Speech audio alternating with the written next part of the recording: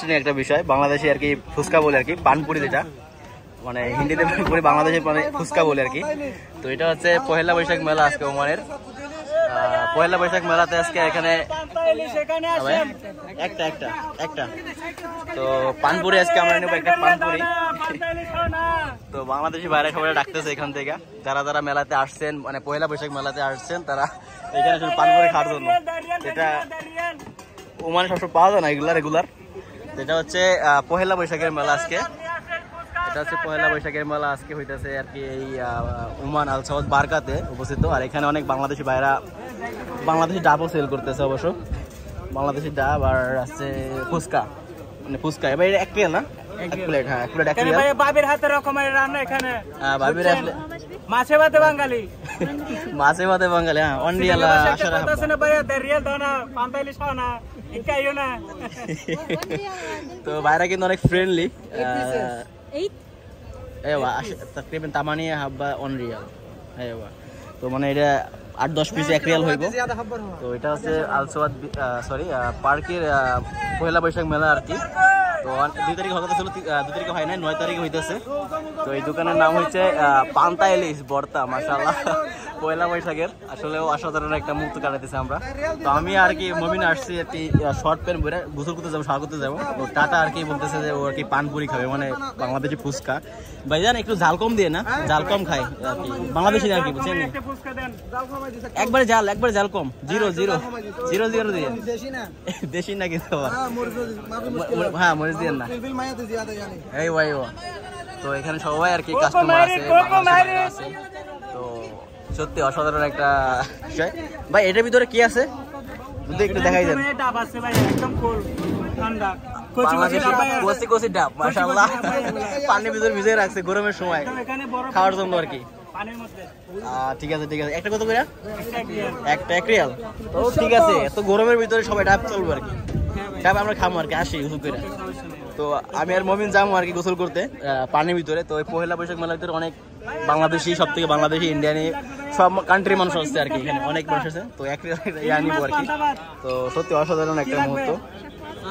বাদেন তো এখানে মিষ্টিও সেল করে, আর এখানে ছোট বাচ্চাদের পার্ক সিস্টেম আছে, চিপস বলতে গেলে বাংলাদেশে পহেলা বৈশাখের যে মানে ইয়াটা মানে কালচারটা থাকে সেটা ধরে রাখছে, যেমন ডাব, ফুচকা, পান্তা ইলিশ, চটপটি, পহেলা বৈশাখ মানে সব লেখা রাখছে আর কি সাইনবোর্ডে, সব লেখা রাখছে মানে বলতে গেলে A to Z। এখানে সবাই আর কি ফ্রেন্ডলি।